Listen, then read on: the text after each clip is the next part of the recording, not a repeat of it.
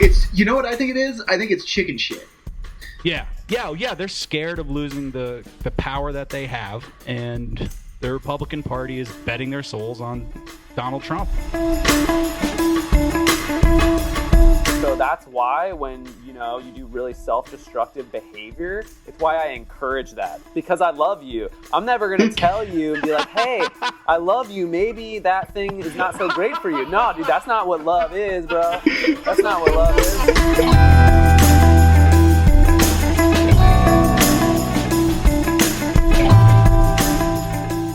What up, world? I had to restart my recording.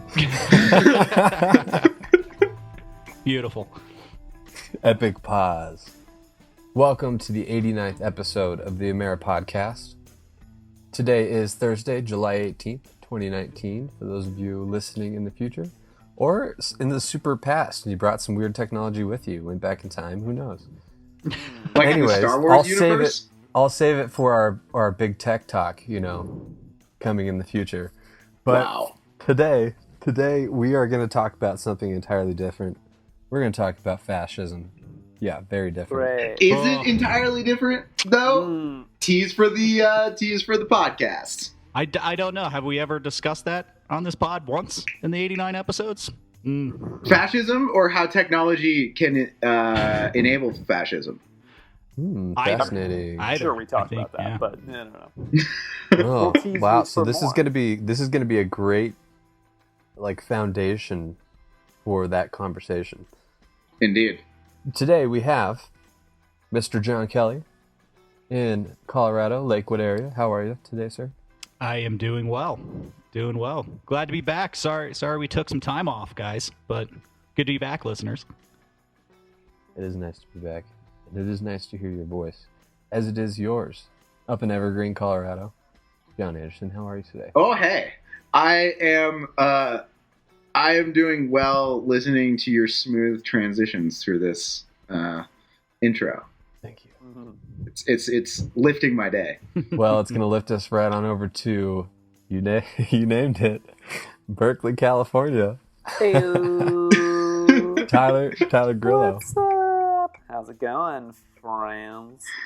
Yep, the gang's all here. Yeah, we got the OG crew in the house. And soon to come, some more guests, some exciting new guests, and some cool discussions. So thanks for tuning in. Keep listening, and we're going to jump right into it. And I guess I should introduce myself. I'm your host, Blake Mannion. Hello, it's me. The guardrails. The host with the most. Who wants to tell us about Trump's little rally that happened last night? I was not fortunate enough to watch it. So, yeah, I didn't watch it either because I don't want to contribute to the ratings of fascism. No, me neither. This fascism rally will unfortunately be televised. Yes, so this whole thing got lit off when Trump tweeted, I quote, when was this? This was July 14th, so 4 days ago. So interesting to see, quote, progressive Democrat congresswomen who originally came from countries whose governments are a complete and total catastrophe, the worst, most corrupt and inept anywhere in the world, if they even have a functioning government at all, howled loudly and viciously telling the people of the United States the greatest, blah, blah, blah, blah, blah, and I don't want to dignify the rest. Anyways, he told 4 U.S. citizens to go back to their countries.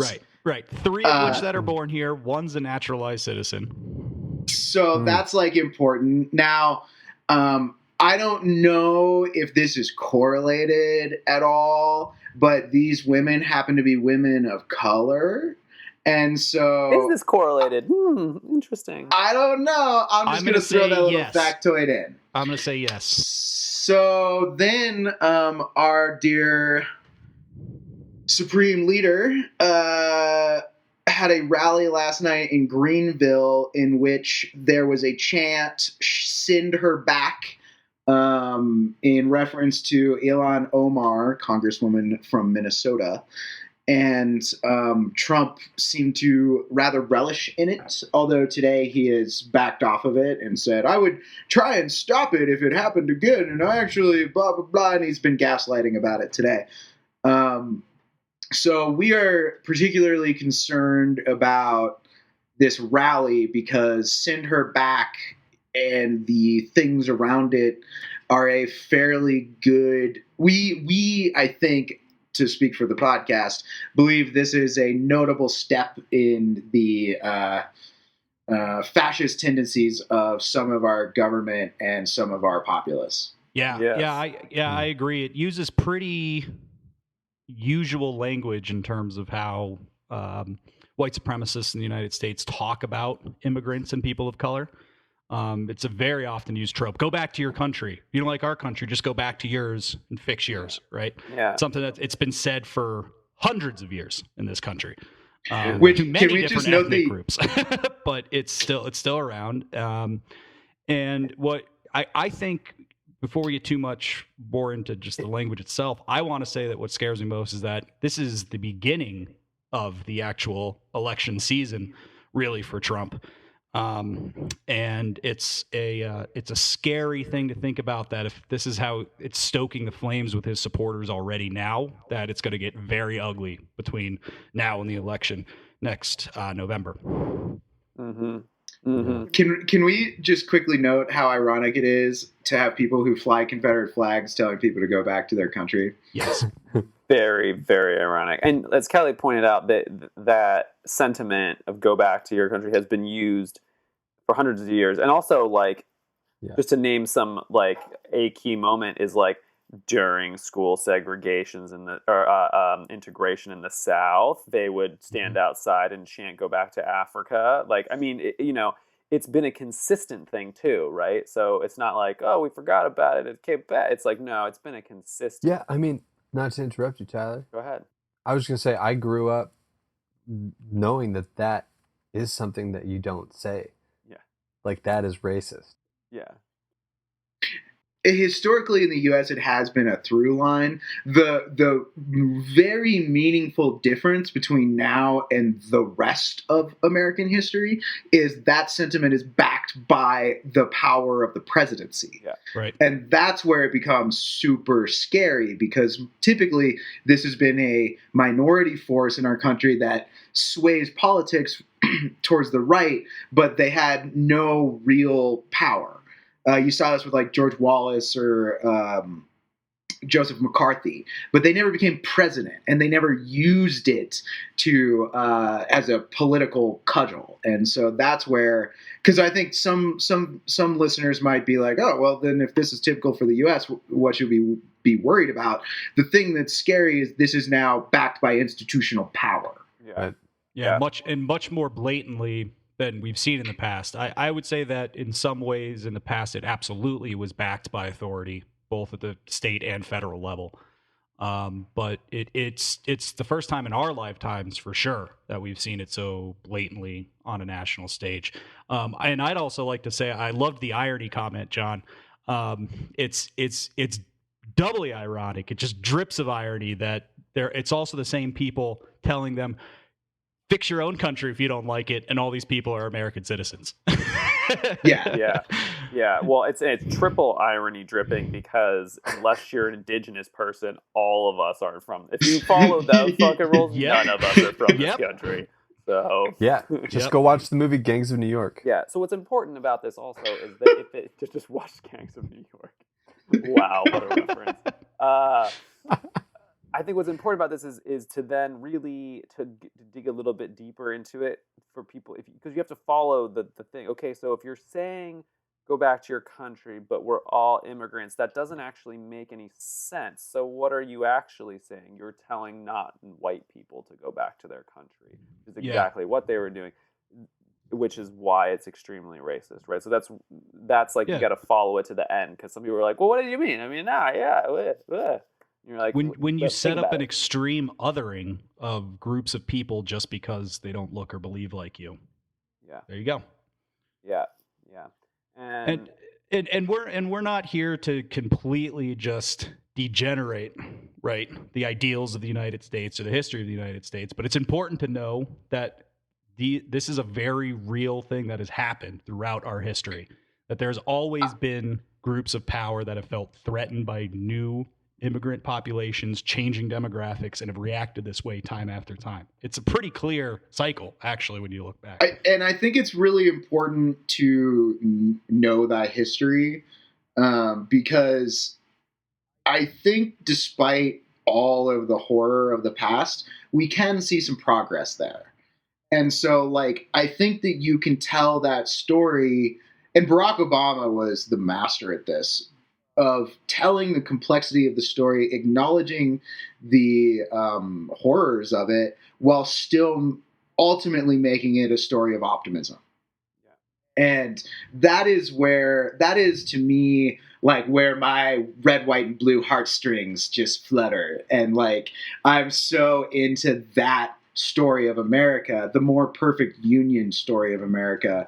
And that's what I find so abhorrent about Make America Great Again, because it's so antithetical to, like, the way I view progress and time. It's no, we're going forward. We're making things better in the future. That is our mission as, like, ordained from the founders. And you're saying, no, we're taking everything back. And to me, that is a fundamental portrayal of the founding of the country and the ideals that you can trace from the founding to the Civil War, to the Civil Rights Movement, to Barack Obama. That is a through line that Donald Trump is trying to completely strike out, and that to me is one of the most abhorrent things about this entire madness that we're in. Yeah, and you know, there's lots of articles obviously been published about the rally last night, but there's one by the HuffPost that I believe is titled Trump held a fascist rally in Greenville. A fascist Trump rally in Greenville. There you go. And you know, good on HuffPost.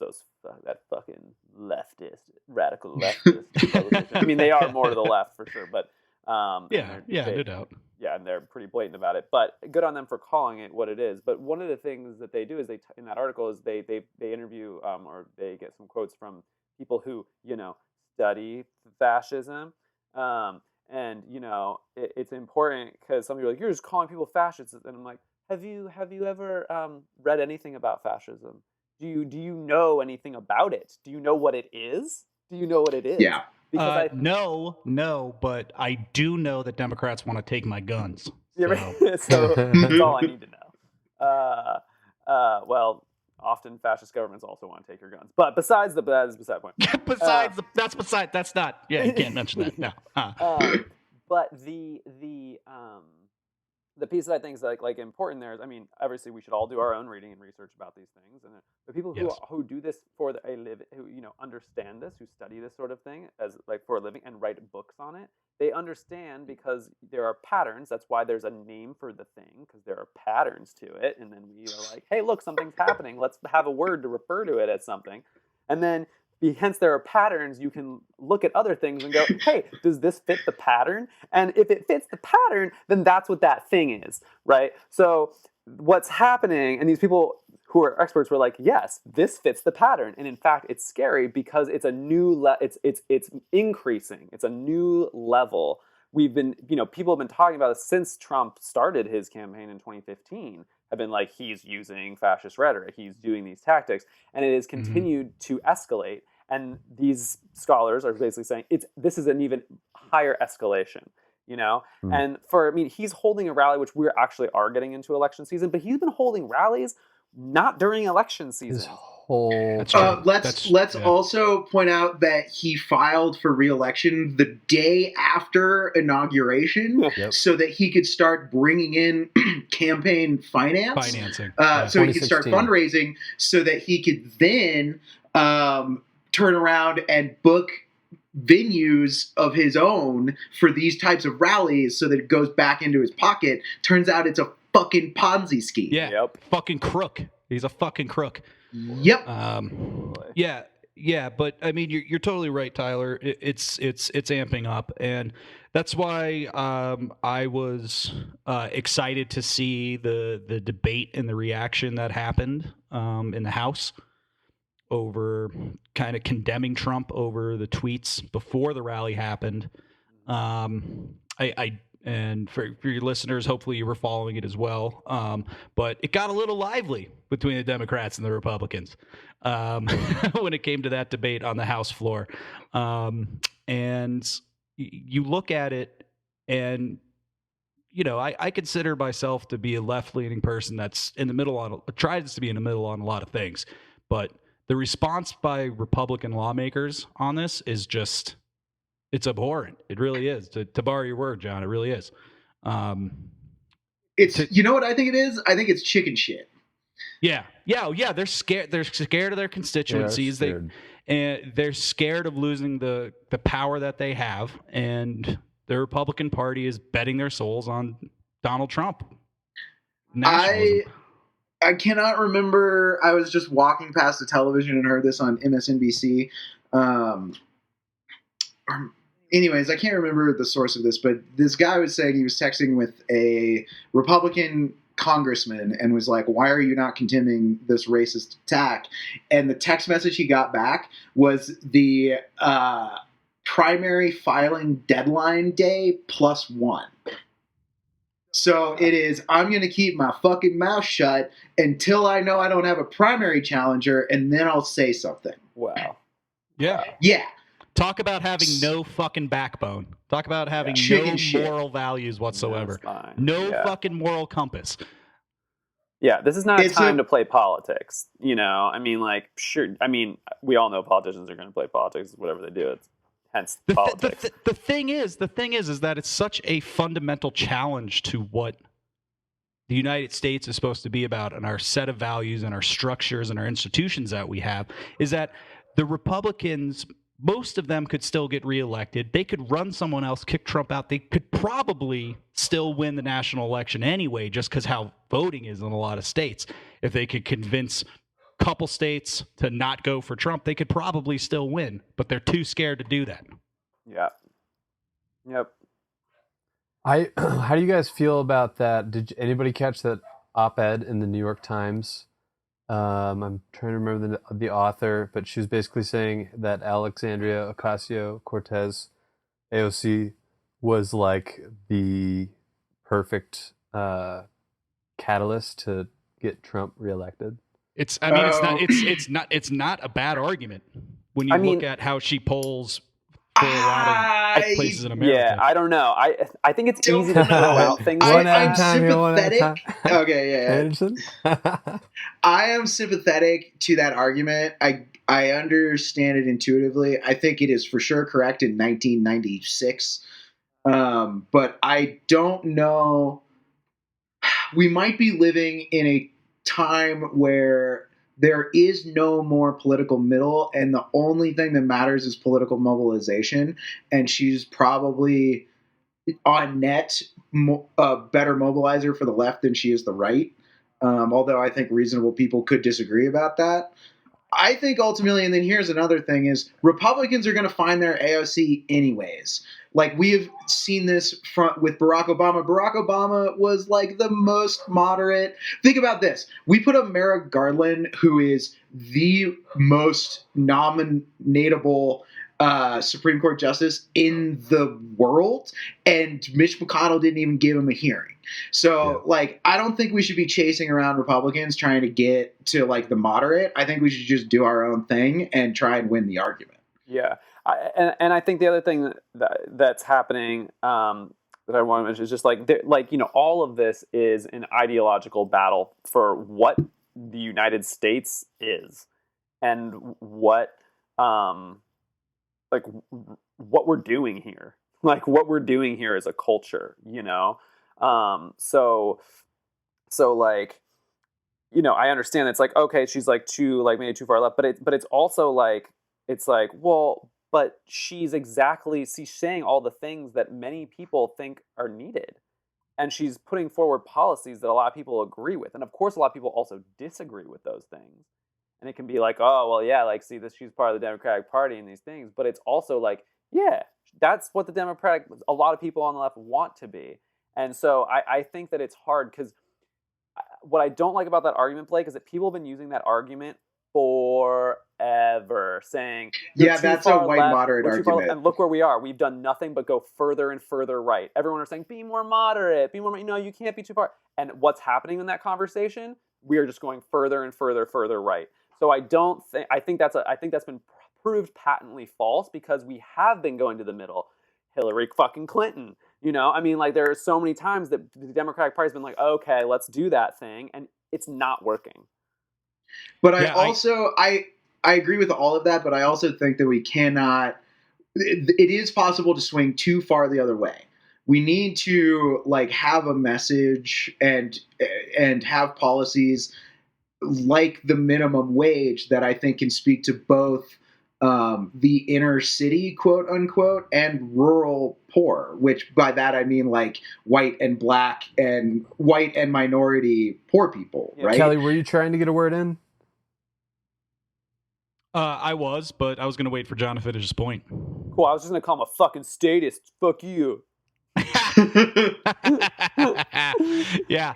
I think that the conversation is spot on. I would argue that reading a lot of the policies from AOC, I don't think she's that far left as a lot of people make her out to be. It's more of the system that Tyler's talking about because the Republican Party has gone so far right and because the Democrats basically have to be this all-encompassing party of everybody in the middle all the way to the far left, even people in the middle right all the way to the far left, that now someone who's kind of center to maybe a little left within the Democratic base and discussion within the Democratic Party seems like an extreme to a lot of people. Right.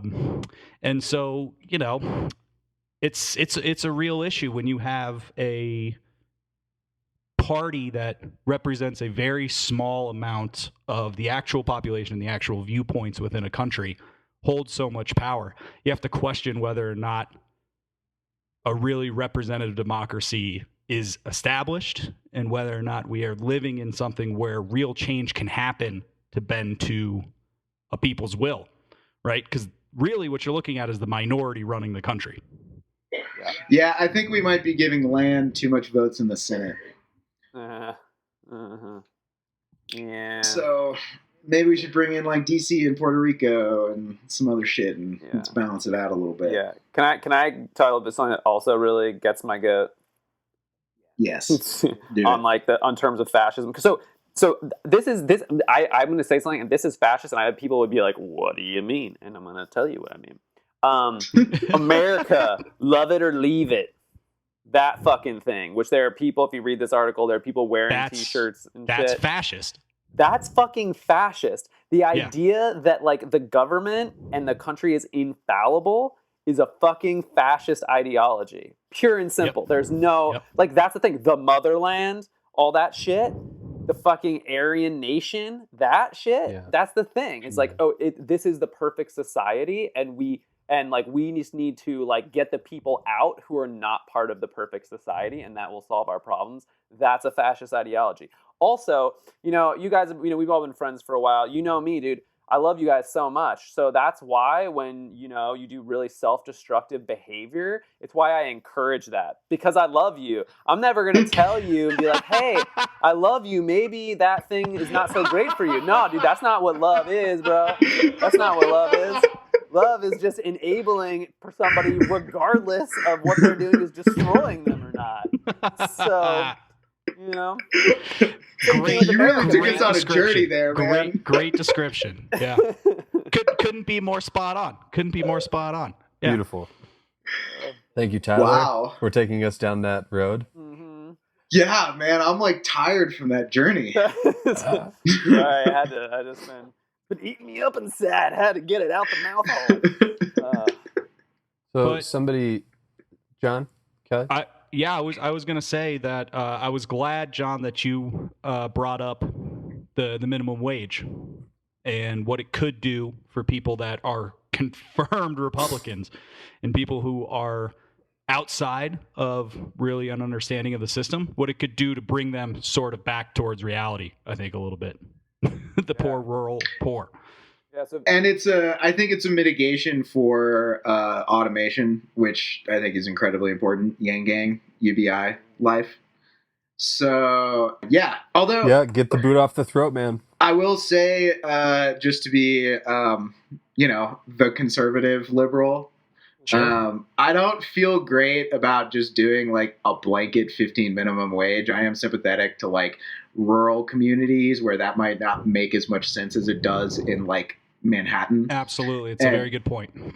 so like I would love if we were able to tie it to the cost of living, and that way it would be we would be able to change the amount of that wage per year to keep up with things like inflation and the change of cost of living in certain communities. Yeah. And so that might even mean that you get more than $15 in some communities, but I would like it to be a little bit more let's say like regionally means based. But that being said, it's also that way. It's more of a community policy. Everybody Yeah. buys into it, right? In yeah, communities where the higher standard of living, you need more to subsist on a minimum wage, right? Mhm. Versus a rural community where you need less, right? Yep. It's that Sure. everybody's Yep. coming together and agreeing that, yeah, people need help. And, there's not always going to be jobs that will support people and support families the way Yeah. that the wealth of the United States should support. I think the goal of one of the major goals of the United States government is to create a economic environment and a societal environment where if you work 40 hours a week, no matter what you're doing, you can afford a middle class life. And we should be making economic policies that get us closer to that ideal. And I think that this ultimately gets us there. Closer, anyways. I mean, yeah, And I hate to sound too much like a socialist because I don't consider myself like a socialist by any means. But when you look at it, you're like, yeah, okay. So a billionaire can buy 2 more yachts, or 400 families could feed themselves for a year. oh yeah, no, It's like, I mean, it's pretty simple mathematics at that point. yeah, there's no reason to have over $1 billion. I think that you should have 100% of your income, personal income, taxed over $1 billion. You should be able to win the capitalism game, get to $1 billion, and then you're done. And then we're gonna feed poor people. yeah. And then you get a card that lets you buy whatever you want. Yeah, you get to be a billionaire because what is the marginal difference between $1 and $2 billion? It's Nothing. It's nothing. No practical reason, and then you put that up against like, yeah, this kid like can't afford their insulin. Yeah. And so fuck off. We're going to tax you at 100% of your income over $1 billion. And I think, yeah. I mean, I think in like overall increasing wages is extremely important, and like, and it's more complex. However, maybe there'll be great intents and consequences. Think about it. If we increase the minimum wage to 15, wouldn't that then inflate the dollar, destabilize the world economy, and then capitalism would collapse? Yes, victory. And then we revert to like feudalism in Europe. Now, dude, it's and a communist conspiracy, John. No, the communist conspiracy is technology and automation, and then we get the UBI, and then it's communism, and then everybody wins. We got to go forward, not backwards. I like it. How about this one? If a universal basic income is put across the board, it increases our rate of consumption and increases our CO2 outputs, increases our effect on the environmental biomes we live in, and we just kill the planet faster. How about that one? Well, it would definitely increase the CO2 outputs because then I would just work less and smoke more weed, and then the CO2 from the weed. Kelly, the way you deal with that is you target a bunch of bad behaviors and you tax the fuck out of them like a carbon tax, and so then you take the price of gas up to like $5 a gallon, and then you reimburse American families with that tax, and so that way you de-incentivize a lot of bad behaviors. You would think that the party, if you put both in at the same time, though, you put a UBI in and those taxes in on the same time, won't the poorest classes still be dealing with basically the same amount of purchasing power? Relative to rich people, probably not, because we're going to means test all of the sin taxes. So So no, because Kelly, John's whole argument is null and void because he said we need to go forward, not backwards, and time is a flat circle, so that's impossible. Mic drop. Boom. Yeah. and that's the end of the podcast forever. That was the last episode. Sorry. Boom. All minds are listen to the exploded. first Or- episode, Split the listen atom. to this episode, you realize nothing has changed. Yeah. No. It's actually not the end. We just restarted number one. That's right. So, oh god. Wait, can I actually bring us back to fascism to close this pod?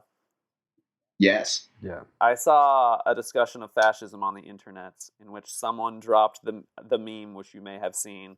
It is a picture of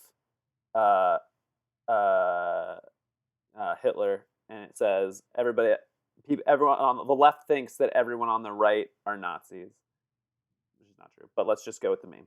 And then then the next picture is a picture of Stalin, and it says everyone on the right thinks that everyone on the left are communists.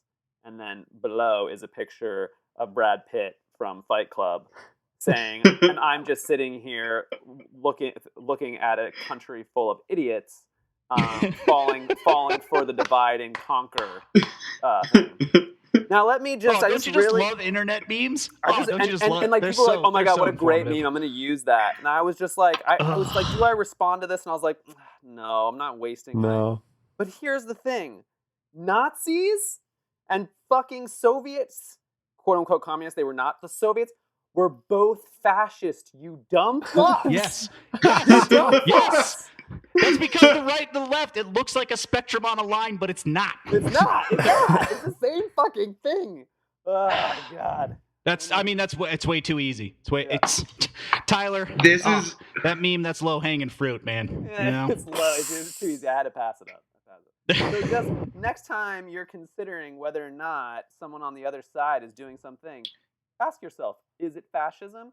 And you may have to go look up what fascism means. So do that first. Yes. And ask yourself: is it fascism? And then look at your own political leanings in the mirror and ask yourself, are some of the things that I'm seeing in this other person in their political belief system similar to some of the things that I believe in? And you might be getting close to that same point. Can we talk about that real quick in a funny way? So I have been going through and rewatching Game of Thrones now that I know the ending. Hey, no spoilers. I don't even know the ending. Oh no! I know. John, are you? Let me see if I can make this point. Can you make it without I think I can make this point spoiler free for the most part. I'll just take my headphones out for a second. I'll just let you guys talk. Sweet, perfect. Just do that. Awesome. Yeah, do that. We'll wave our arms when we're ready. Spoiler alert, everybody. Spoiler alert. You have 5, 4, 3, 2, 1. So I've been going back, and I think that Khaleesi's fall is actually more obvious in retrospect than it is when it's happening. And I now almost view Game of Thrones as like a cautionary tale about fascism because, like, I was rewatching the episode where she burns all those slavers, and I'm like, fuck yeah, when it first happened. I was like, do it. Burn those motherfuckers. And then having, seen what happened, I'm like, oh, I guess this is frivolous, but also like I can fall prey to these things as well.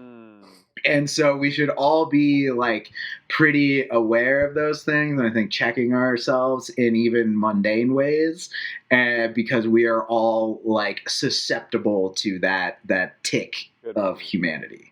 That's a really good point. Can we bring Kelly back now? Kelly, go back to us. That's a very good point, though, John. And I hope he finishes the books too, and then I can, join in the conversation. All I gotta say is that I'm glad, I guess, that it's become such a global phenomenon. I wish more people listened to me when I told them to read the books, but it's fine. Kelly's not bitter at all. Not bitter. Hashtag not bitter. Hashtag not bitter. Hey man, not everybody's got the patience it takes to read a book these days, unfortunately. Speaking of that, look at our book list. It's hard. Yeah, look at our book list.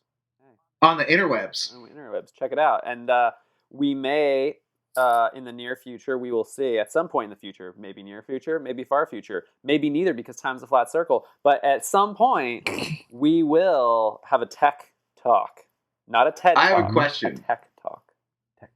If time is a flat circle, does a future exist? No. All points inside All of time has been and will happen. Yeah, everything is existing at the same time. Exactly, Kelly. Thank you. Okay, sweet. Yeah. So it's only our perception. It's only our perception in which. So it depends on what level you're talking about, John. If you talk about our perception, there's a past, present, future. But if you're talking about ultimately, no, all of those things have already happened, and yeah, all possibilities, everything has already occurred. So ultimately, we've already done the tech talk. Ooh, it's a very. It's already happened. It's already happened. I wonder how it went, you guys. I know it went great, just like all of our listeners. pods. Listeners, tell us how it went. Yeah, have you guys from the read future, Slaughterhouse but you got to 5? come back. Slaughterhouse 5 by Kurt Vonnegut. There's a whole alien race that don't live through time. They live in the fifth dimension, which is a whole new way to think about space and time. You ever tried to visualize higher dimensions? It's hard. Yeah. It's hard. There's some good videos. It's actually physically impossible, I believe. That's why math is a thing. Hey, you guys, math. Most successful language in history. Huh? Oh my God, we're not going back to that conversation. I'm really sad I missed it, but let's not get us started. Thank you. I think on that note, we're going to wrap that up. Thanks for listening. This was just a short little sweet episode to jump back in and say hello to everybody.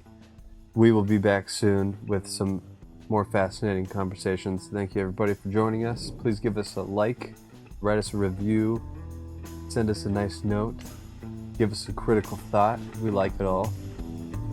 And go punch a Nazi in the face. Godspeed, everybody.